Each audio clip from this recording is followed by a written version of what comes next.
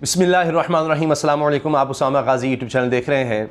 अल्हम्दुलिल्लाह रब्बिल आलमीन, अल्लाह ताला ने एक दफ़ा फिर मुसलमानों को ये फ़तह नसीब फरमाई है। अल्लाह का लाख लाख शुक्र है। और इस हवाले से मैं चंद दिन पहले ही अर्ज़ कर चुका था और मैंने इसराइल के अखबार का ही हवाला दिया था। आप मेरी वो वीडियो भी देख सकते हैं जिसमें मैंने बताया था कि इसराइल के अंदर उनकी काबीना में, डिफेंस काबीना में बात हो रही है कि हमने सीज़ फायर करना है, हमें जल्द ही करना पड़ेगा। उसी वक्त ये दबाव बढ़ रहा था और फिर किस तरह से क्या वजूहात थी कि इसराइल को अपनी शिकस्त तस्लीम करनी पड़ी और किसके कहने पर उसने ये सीज़ फायर किया है, किस तरह वो पीछे हटा, इस पर हमने तफसील से बात करनी है। लेकिन दो बहुत बड़ी खबरें हैं, बहुत बड़ी खबरें हैं।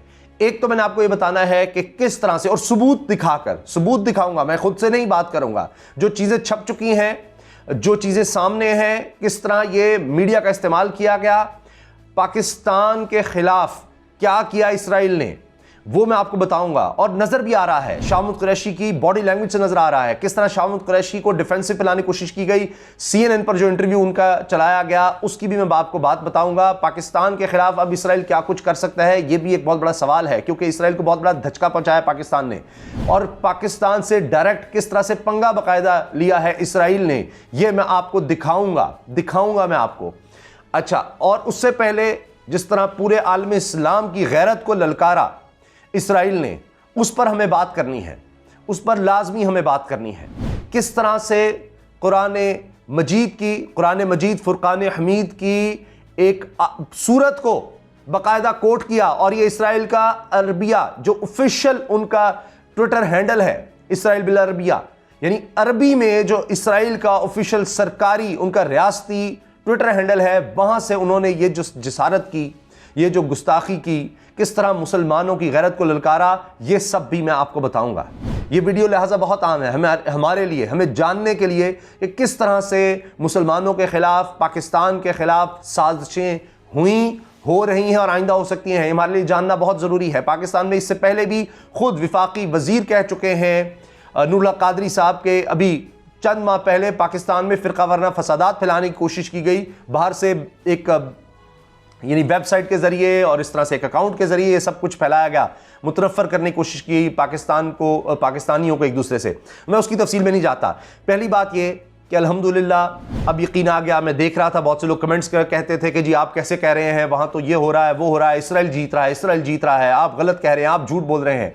अगर अब भी उन लोगों को यकीन नहीं आता कि अल्लाह ताला ने, ये बात दुरुस्त है कि शहादतें हुई हैं, मैं ये मानता हूँ, सबको पता है, लेकिन वही लोग जिनके लोग शहीद हुए हैं, आज आप देख लीजिए, आज आपको नजर आएंगी वो तस्वीरें, आपको गजा की तस्वीरों में नजर आएगा जिस तरह से लोग जश्न मना रहे हैं जीत का, जिस तरह से वहां पर नारे लग रहे हैं, जिस तरह वहां अल्लाह अकबर की सदाएं हैं। गजा में जहां पर इतना बड़ा जुल्म हुआ, वो जीत के नारे लगा रहे हैं, वो सड़कों पर हैं, वो इबादत कर रहे हैं।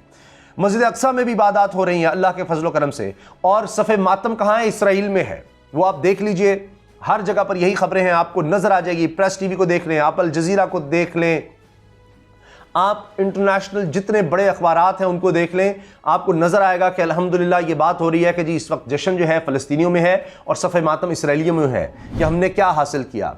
और मुसलसल उनके यहाँ तो कौम बटी नजर आई कि इससे में कुछ नहीं हो रहा। पूरी दुनिया में इसराइल के खिलाफ नफरत फैलती चली गई। पूरी दुनिया थू थू कर रही थी कि किस तरह तुम निहत्ते फ़लस्तीनियों को मार रहे हो, शहीद कर रहे हो, बच्चों को शहीद कर रहे हो।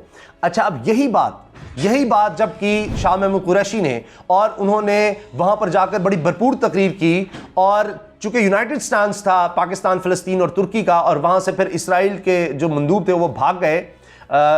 उसके बाद CNN पर इंटरव्यू जब था, वो भी आप देख सकते हैं, वो बात भी इस वक्त बहुत ज़्यादा उस पर बहस हो रही है, और शाह महमूद कुरैशी की दिलेरी का, हाजिर जवाबी का उसको सराहा जा रहा है, उस पर शाबाश दी जा रही है। हुआ ये कि CNN की एंकर थी, और उस पर बात करते हुए उनके CNN पर शाह महमूद कुरैशी ने कहा, पाकिस्तान के वज़ीर ख़ारजा ने कहा, एक तो उनको करेक्ट किया कि जी मैं एम्बेसडर नहीं, मैं वज़ीर ख़ारजा हूँ। फिर शाह महमूद कुरैशी ने कहा कि इसराइल ये जंग हार रहा है, बस बहुत हो चुका, इसराइल ये हार रहा है। अब दुनिया रियलाइज़ कर रही है, मीडिया उनके साथ था लेकिन अब वो भी नहीं छुपा पा रहा हकीकत को, और Israel is losing this battle. जब उन्होंने ये कहा तो आगे से एंकर भड़क उठी और उसने कहा कि जी आप कैसे कह रहे हैं कि जनाब मीडिया जो है वो इसराइल का साथ देता रहा है या देता है। तो शाह महमूद कुरैशी ने कहा because they have big pockets, कि उनके पास बेतहाशा पैसा है, वो इन्फ्लुएंस करते हैं मीडिया को। कैसे इन्फ्लुएंस करते हैं? जब एंकर ने पूछा तो उन्होंने कहा बिग पॉकेट, यानी पैसे के जरिए सबको वो कंट्रोल करते हैं, मीडिया को, बड़े बड़े मीडिया हाउसेस को। तो इसी पर वो सीखपा हो गई। उसने कहा कि जी आप तो यानी एंटीसेमेटिक हो रहे हैं, यानी यूँ समझिए कि जिस तरह इस्लामोफोबिया कहा जाता है, इस्लाम के खिलाफ नफरत फैलाना, इस्लाम आप यहूदियों के खिलाफ नफरत फैलाने का काम कर रहे हैं, ये गलत है, ये आप ना करें। तो उन्होंने तो इसराइल के खिलाफ बात की, उन्होंने कोई बात नहीं की किसी के मजहब के खिलाफ, मजहबी तौर पर, यानी किसी भी मजहब के खिलाफ बात करना जो है वो तो पाकिस्तान कहता है किसी मजहब के खिलाफ नहीं बात करनी चाहिए, तो हमारा कानून कहता है। हम यही तो चाहते हैं कि अक़वाम मुत्तहिदा की सतह पर यह कानून बने कि जनाब इस्लाम के खिलाफ भी उस तरह बात ना हो, दिल आज़ारी ना हो। बहरहाल ये बात बड़ी इस चीज़ को बड़ा सराहा जा रहा है हर सतह पर कि शाह महमूद कुरैशी डटे रहे, उन्होंने कहा मैंने ऐसी कोई बात नहीं की। अच्छा, अब ये क्यों है, क्यों इतना अग्रेसिव हो रहा है पाकिस्तान के खिलाफ इसराइल? क्योंकि पाकिस्तान, तुर्की ने जिस तरह से स्टांस लिया, जिस तरह पाकिस्तान ने जाकर वहां पर तकरीर की है यूनाइटेड नेशन असेंबली में, वो आप देख सकते हैं। फिर आप देखिए वो ब्लॉक, चीन, रूस, पाकिस्तान और तुर्की, ये आपको एक ब्लॉक यहां नजर आ रहा है बनता हुआ। इवन ईरान भी जिस तरह नजर आ रहा है, अब तो सऊदी अरब भी उसमें शामिल हो रहा है, वो सी पैक से जिस तरह जुड़ रहे हैं। अब ये एक अजीब इत्तेफाक आप इसको कहेंगे कि वही एक ब्लॉक आपको नजर आ रहा है इसराइल के खिलाफ भी। रूस ने बाकायदा धमकी दी। न्यूज वीक, जो दुनिया का माना हुआ एक जरीदा है न्यूज वीक, उसको आप देखिए वो क्या कह रहा है। न्यूज वीक कह रहा है कि वजीर खारजा ने बाकायदा ये बात कह दी है, रूस के वजीर खारजा ने बात कह दी कि अब मजीद रूस ये बर्दाश्त नहीं करेगा कि कोई और किसी की जान जाए, किसी सिविलियन की, किसी फ़लस्तीनी शहरी की जान जाएगी, ये अब हम बर्दाश्त नहीं करेंगे। ये उनकी वाज़ेह स्टेटमेंट है। और इसके साथ न्यूज़वीक ये भी कह चुका है कि माजी में, और नेतन्याहू को कोट करते हुए कि जी नेतन्याहू को पुतिन ने कह दिया कि हमारे तुम्हारे से बड़ी दोस्ती है, वरना मैं तुम्हें बता दूं कि फ़लस्तीन के मामले पर तो हमारी जंग हो सकती है। ये पुतिन ने, रूस के सदर ने नेतन्याहू को, इसराइल के वज़ीर-ए-आज़म को ये कह दिया हुआ है कि फ़लस्तीन के मामले पर तुम्हारी हमारी जंग हो सकती है, क्योंकि ये सीरिया के मामले पर भी, शाम के मामले पर भी बरह रास्त एक दूसरे के खिलाफ हैं और कई दफ़ा ये बरह रास्त तसादुम से बचे हैं। इसराइल और रूस शाम में बशर अल-असद को सपोर्ट करता है और दूसरी तरफ इसराइल उसके खिलाफ है। तो उधर बड़े डायनामिक्स हैं, उसमें हम जाएंगे तो हम किसी और डिटेल में निकल जाएंगे, उसमें हमें नहीं जाना। मैं सिर्फ ये आपको फैक्ट बता रहा हूँ। तो इसराइल को जो धमकियाँ लगी हैं रूस की तरफ से, ये मैंने आपको बताया, जंग की बाकायदा बात हुई और फिर उन्होंने कहा कि अब मजीद हम बर्दाश्त नहीं करेंगे, वो चीज़। फिर चीन जिस तरह से सामने आया, इतनी ज़्यादा आग लगी इसराइल को, चीन की वजह से अमेरिका को आग लगी कि उन्होंने तो बाकायदा एहतजाज किया है चीन के खिलाफ इसराइल ने। अब वही सूरत हाल आप देख रहे हैं कि इसराइल हमेशा साजिशें करता है पाकिस्तान के खिलाफ, वो आपको नजर आई। अब आप देखिए जो चीज़ें रिपोर्ट हुई हैं, मैं आपको बताता हूं। फेसबुक का किस तरह इस्तेमाल किया गया। फेसबुक पर एक बाकायदा पेज बनाया गया और देखते ही देखते पाकिस्तान में जनाब बड़ा मकबूल होता चला जा रहा है और वो इसराइल के लिए बना। अब पाकिस्तान में आप सोचेंगे इसराइल को तो पाकिस्तान मानता ही नहीं है, उसके बावजूद कैसे। जेरूसलम प्रेयर टीम इसका नाम था जी, जेरूसलम प्रेयर टीम। और ये जनाब दिखा रहा था इसराइल की मजलूमियत पाकिस्तान में, और उसको देखते ही देखते 70 लाख से ज्यादा लाइक्स मिले। 70 लाख से ज्यादा इसको इस पेज को लाइक्स मिल गए। अब जब लोगों ने ये शिकायत करना शुरू की कि जी मैंने तो इस पेज को लाइक ही नहीं किया, तो ये ऑटोमेटिक मेरा लाइक किस तरह से जा रहा है, ये शिकायतें जाना शुरू हो गई फेसबुक को कि जनाब ये ऑटोमेटिक लाइक का क्या सीन है, ये 70 लाख। फिर इसके पीछे देखा गया, ये इंडिपेंडेंट में भी ये खबर छप गई, ट्रिब्यून में आपको नजर आएगी कि जनाब ये जेरूसलम प्रेयर टीम किस तरह से चलाया जा रहा था, पीछे इसके कौन लोग थे, बाहर बैठ के चला रहे थे, हत्ता कि फंडिंग कर रहे थे, फंडिंग की कोशिश कर रहे थे इसराइल के लिए, और कि जी उनको बड़े मजलूम हैं, उनको दिखा रहे थे कि वहां पर क्या है, किस तरह से है। ये सारा खेल खेला जा रहा था। और ये देखिए, ये कोई आम बात नहीं है, ये पाकिस्तान के खिलाफ साजिश थी जो कि पकड़ी गई। उसके बाद जनाब फेसबुक जनाब हरकत में आया। अब भी कहा जा रहा है फेसबुक हरकत में आया है क्योंकि उसको माली तौर पर, माशी तौर पर बहुत बड़ा धचका लगा है।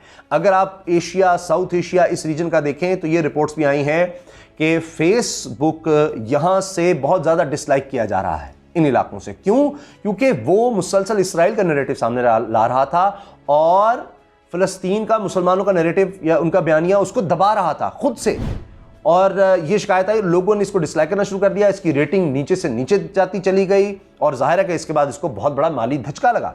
यकीनन इसमें करोड़ों डॉलर का तो कम से कम होगा, तो ये भी फेसबुक को धचका लगा। तो ये देखिए, मैं इसीलिए अर्ज करता हूं कि ये जो माली तौर पर, माशी तौर पर धचका है, इस तरह बायकआउट करना, ये बहुत बड़ा एक धचका होता है।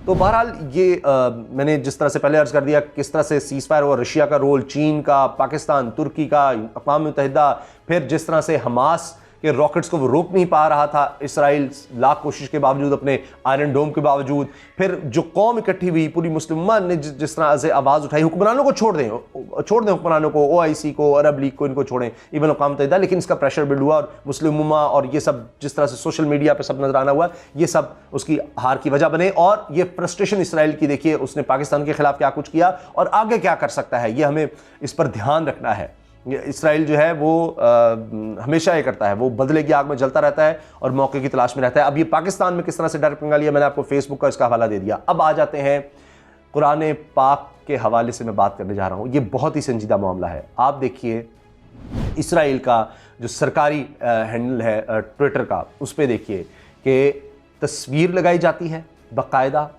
गज़ा पर हमले की, बमबारी की, और उसके बाद सूरा जो है अलम तरा कैफा वो साथ लगाई जाती है। अब इनको कितनी, हमसे ज़्यादा अरबी आती है, हमसे ज़्यादा इनको अरबी की समझ है। अब ये पूरा एक बैकग्राउंड है कि किस तरह फिर काबातुल्लाह पर जब हमले की कोशिश की गई, और अल्लाह ताला फरमाते हैं कुरान पाक में कि आपने देखा, अलम तरा औज़ु बिल्लाहि मिनश शैतानिर रजीम, बिस्मिल्लाहिर रहमानिर रहीम, अलम तरा कैफा फ़अल रब्बुका बिअस्हाबिल फ़ील, कि किस तरह हाथी वालों ने यहाँ पर हमला करने की कोशिश की। अलम तरा कैफ़ फ़अल रब्बुका बिअस्हाबिल फ़ील अलम यजअल कैदहुम फ़ी तदलील वअरसल अलैहिम तयरन अबाबील तरमीहिम बिहिजारतिन मिन सिज्जील फ़जअलहुम कअस्फ़िन माकूल। अच्छा, अब इसकी आयत जो हैं, इस आयत की आप देखिए कि ये कोट की हैं अरबी में और साथ तस्वीर लगाई है। यानी अब तंज़ किया मुसलमानों पर कि तुम कहते थे कुरान पाक तुम्हारा कहता है कि जनाब अबाबील आए और जिन्होंने काबतुल्लाह गिराने की कोशिश की, उन हाथियों को उन्होंने भूसा बना दिया, अब कंकरियां बरसाते थे वो अबाबील अल्लाह के हुक्म से ऊपर से, और कंकरियां जब उन पर आकर गिरती थी तो वो तबाह हो गए, निस्तो नाबूद हो गए। तो अब वो दिखा रहे हैं कि क्या, कहाँ हैं वो अबाबील, अब क्यों नहीं आ रहे, हम बैतुल मक़दस पर भी कब्जा करेंगे, हम आगे बढ़ेंगे, हम तुम्हारे ऊपर गिरा रहे हैं, अब हमारी बारी है। और इसी तरह से खैबर की भी बाज़ आपको सोशल मीडिया पर मिसाल मिलेंगी कि जी खैबर आखिरी मौका था बस मुसलमानों के पास, कि किस तरह मदीना के पास जब खैबर था और वो किला फतह नहीं हो रहा था, फिर नबी करीम सल्लल्लाहु अलैहि वसल्लम ने सैयदना अली के हवाले से फरमाया कि सुबह मैं उस शख्स के हाथ में अलम दूंगा, और जबकि उनकी आंख में तकलीफ भी थी सैयदना अली के, और फिर आप सल्लल्लाहु अलैहि वसल्लम ने लुआब दहन लगाया और वो ठीक भी हो गए सैयदना अली करमुल्लाह वजह। और फिर उन्होंने वो जो कई दर्जनों लोग चाहिए होते थे वो दरवाज़ा खोलने के, सैयदना अली करमुल्लाह वजह ने अपने हाथ से उखाड़ फेंका वो दरवाज़ा खैबर का, और मुसलमानों को तारीखी फतह हुई। इसका भी सोशल मीडिया पे हवाले दिए जा रहे हैं कि बस अब तुम्हारे पास मुसलमानों वही मौका था, उसके बाद नहीं। लेकिन इनको सलाहुद्दीन अय्यूबी भूल गए हैं, और अब देखिए ये भी मुसलमानों की फतह है अल्हम्दुलिल्लाह रब्बिल आलमीन। वरना आप देखिए कि इसराइल में क्यों आज सफ़े मातम है और फ़लस्तीन में खुशी क्यों है। इंशाल्लाह अब ज़रूरत है कि यही प्रेशर बरकरार रखा जाए, और ये जो साजिशें मुसलमानों के खिलाफ हो रही हैं, जो गैरत को ललकारा गया, ये सारे आयात और ये सूरत कोट करके तस्वीर साथ लगाकर, तो ये अब हमें झंझोड़ा जा रहा है। इसलिए हमें अपनी तैयारी रखनी है और इन साजिशों का मुकाबला करते रहना है, इन पर ध्यान रखना है। कमेंट्स में अपनी राय का इज़हार ज़रूर कीजिएगा। इजाज़त दीजिए, अल्लाह हाफ़िज़। पाकिस्तान जिंदाबाद।